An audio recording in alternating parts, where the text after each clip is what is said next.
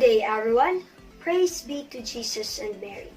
The first question that pop up in our mind as a group is, what's the purpose of having this interview? Is it just for us to comply, knowing that this is the final requirements for Home Economics 201, Principles and Philosophy of Technology and Home Economics? But for us, no, it is not just simply to comply. It is for us to learn from other experiences and their belief, principles, and how they handle their profession, especially now in the midst of pandemic. Hi! Have a great day, everyone. I would like to say that hopefully you will enjoy and learn from our presentation because I think that's the essence of this interview. But before we proceed to our core presentation, let me first introduce to you our core members and our assigned tasks. And of course, our group name would be the Team Tech Savvy.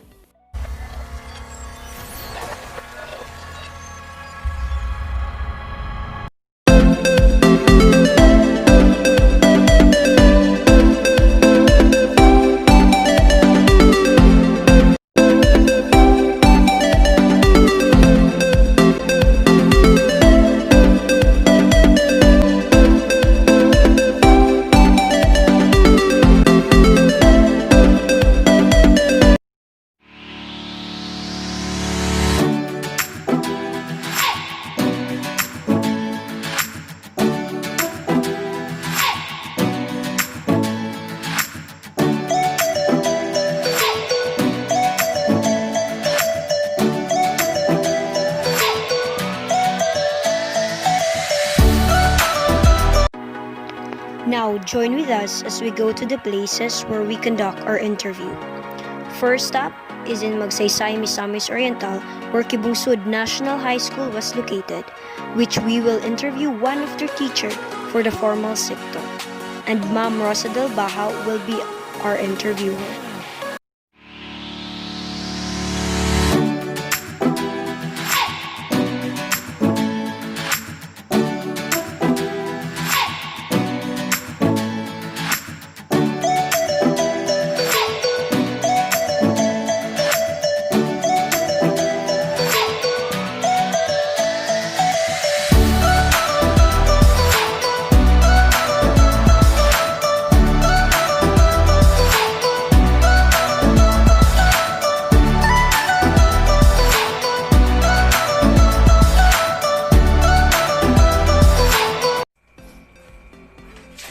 Good day, sir. Good day, ma'am. Thank you for this opportunity that I can talk and learn from you regarding of your profession. So, sir, may I ask about your educational background? My educational background, I took up my primary years in Natubo Elementary School, a remote area in Hasaan, Misamis Oriental. I went to Hasaan National High School during my high school, and after my high school, I proceeded to San Jose de Mindanao Seminary for 2 years. And because of financial constraint, I wasn't able to pursue it. I quit and I went to Mindanao University of Science and Technology. I took up Bachelor in Secondary Education, major in Technology and Livelihood Education. I graduated cum laude in the year 2011. And in the current, I have 36 units in Master's in Educational Administration, Masters in Educational Administration, and I am planning to pursue it. I'm going to finish it, and hopefully I can finish my doctorate degree. What inspired you, sir, to become a teacher? What inspired me to become a teacher? I inspired myself because I believe that there could be no greater motivator in this world except yourself. You yourself motivate yourself with the things that you are afraid to do. In our current situation, what are the modalities that was implemented in your subject and what strategies and methods are you using? So, the learning modalities that we are using in Kibungsud National High School in all subjects is through modular learning modalities. We are giving modules to the students. Their parents came to school for retrieval and distribution of the module, at the same time giving their outputs of their children or their students. And that's it. We are doing the modular approach because Tubungsod, Magsaysay, Misamis Oriental has the difficulty in internet access. Or this location has difficulty in internet access, and some of the students didn't have any gadgets to proceed to the online learning. So the best learning modalities in this municipality is through modular. So are there any challenges about the implementation of your distance learning, and what are those challenges? Yes, there are challenges that we are facing in doing the modular approach. I can cite maybe perhaps two. First is the concerning the outputs of the students. So if there is what I mean is, because of the modular approach, there is no what you call this, there is no communication, failure of communication between the teacher and the student. As I've said, there's a huge interference of the signal in this location. So when doing modular, the output of the students, when they submitted their output, some of it has no names, has no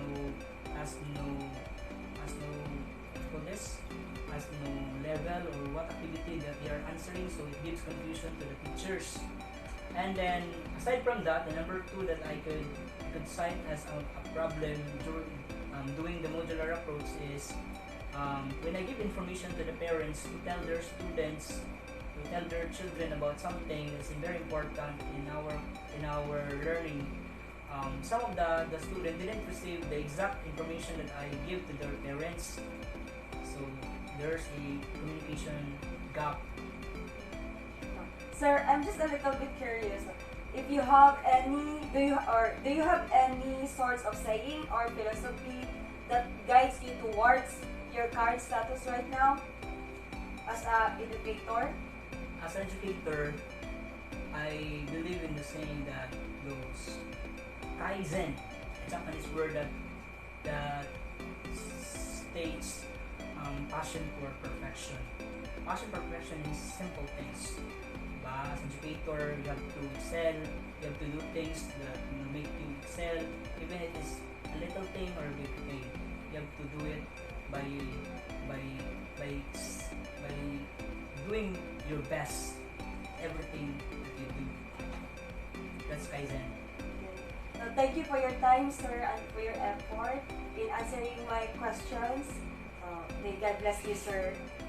Thank you, ma'am.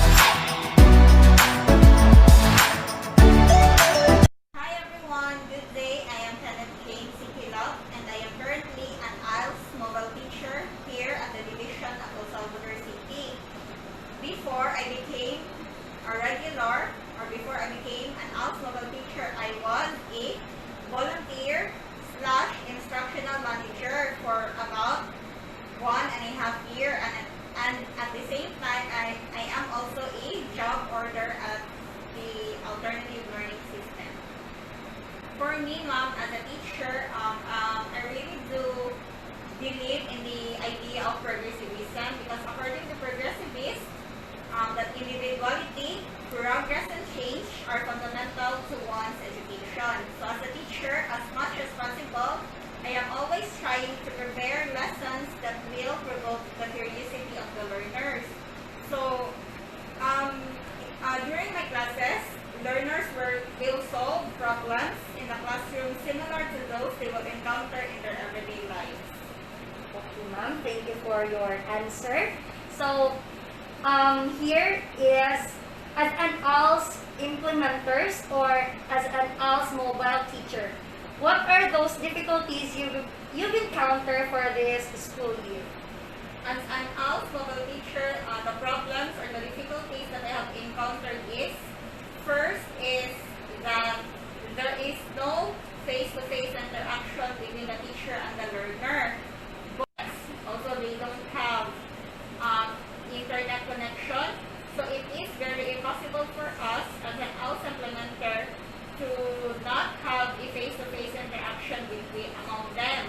And also, the second problem for me that I have encountered is the survival rate of the learners on how to sustain their interest to continue the program. Because since the pandemic arise, we are already implementing the blended approach learning or the modular approach learning. So most of them, they are discouraged to continue their studies because of that setting. So what I am trying to do is, there is still a face-to-face interaction, but it is very limited, and I am also following the safety protocols. So I always wear face mask, and if possible, I also wear face shield. In the house, we are teaching adult learners and out-of-school youth. So it is very possible that there will be no face-to-face interaction, especially that most of our learners do not have gadgets. Also, they have. How did this pandemic affect the number of enrollees in this program? Okay, this pandemic really affects the number of enrollees. It decreases the number of enrollees this school year because most of our learners are adult learners and out-of-school youth. Then some of them are working, and then some of them are full-time parents. So most of the parents who enrolled in the alternative learning system this school year opted not to continue their studies because they wanted to focus on their kids, on their children, because as we all know, the formal school also, they are also implementing the modular learning approach. So most of the parents opted not to continue their studies in the alternative learning system because for them, they will not be able to manage their time well because they still have to teach their children, especially those mothers who still have children in grade 1, grade 2, and grade 3. So they have to focus on their children first. So that's why they opted not to continue their studies this school year. Okay, so thank you very much, Mom. Ken?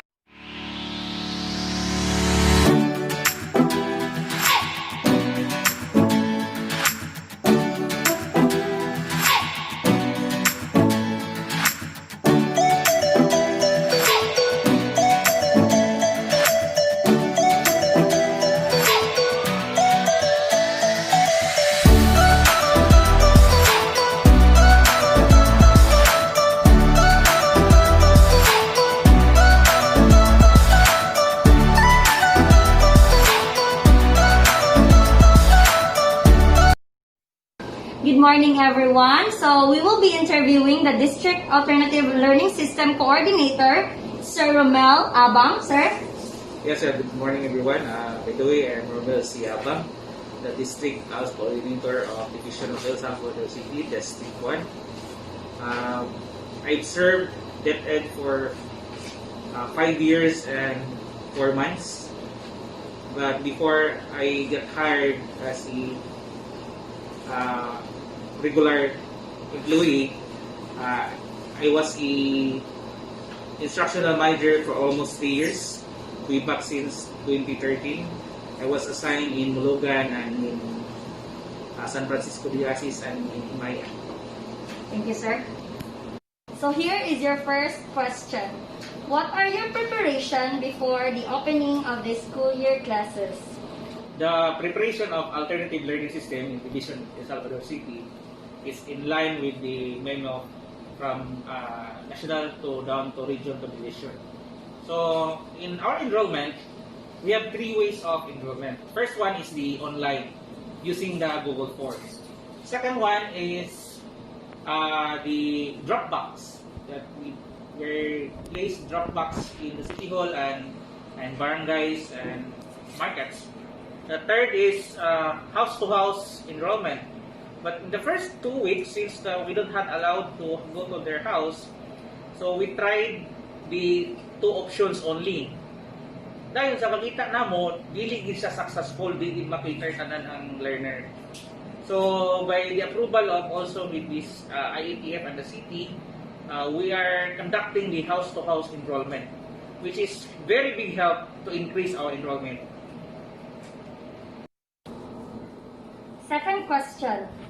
In the non-formal program, what are your educational modalities that are being used? As of now, we are using the modular, which is the printed modular learning, and they're also in the distance learning. Since not only in us, but all non-formal and us are using it. But we're planning to have a blended learning in BGMP because we cannot give instruction and other means of way communicating with our PDLs.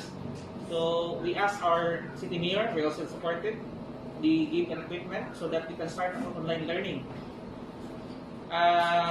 Next week we will be having our orientation and starting with our online learning session in BGMP. So the last question, sir. Are there any integration of home economics in alternative learning system for this school year? Actually, Rose, no, since I started ALS, we already integrated the home economics. In fact, last year, we're able to let pass our ALS passer in situ SMAU and housekeeping. As of today, we still have planning on how we're going to integrate because since we are still in pandemic, so wala kita makita nga umaagi which is online lang itong kapagwaton. So sa any angle nga yung pangitaan, wala pa na mo makita kung asa pwede ni mag-approach. Kay sa karon ang LGU and the partner with this WD, which is sila ginamong partner kay kung nami pasay sa ilang may pasa, igo lagi mo endorse. Wala ingon nga training nga nag-handle is ang mga ALS implementer. I-endorse na mga natong passer dito sa LGU at DSWD, then they will be the one to conduct the trainings. Sa karon, we're still waiting to their response if kung naanggaling, so padayon na siya. Thank you, sir.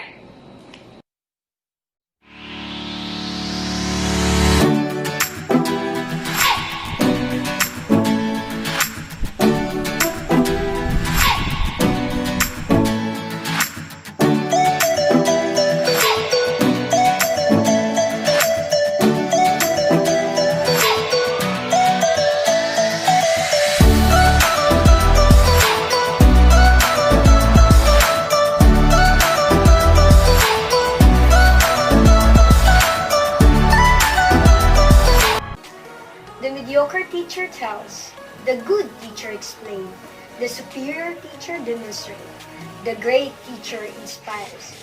Thank you for watching our presentation. Hopefully you learned something. And let me have this opportunity to give thanks to Ma'am Kenneth Jen Sikilap, Sir Romeo Abang, and Sir Joyton Bacala, along with the Alternative Learning System of El Salvador Community Learning Center and Kibungsod National High School. Words couldn't express how grateful we are for giving us the opportunity to talk to you. Thank you, Ma'am and Sir. For our classmates, thank you for having this wonderful online learning journey with you. It was fun and memorable experience. And to Dr. Dale, thank you, Doc, for not just teaching us, but also inspired us. before we end this presentation, let me have this Bible verse, Galatians 6 verse 9. As you teach, don't get tired of doing what is good. At just the right time, we will reap a harvest of blessing if we don't give up. Thank you everyone, and take care.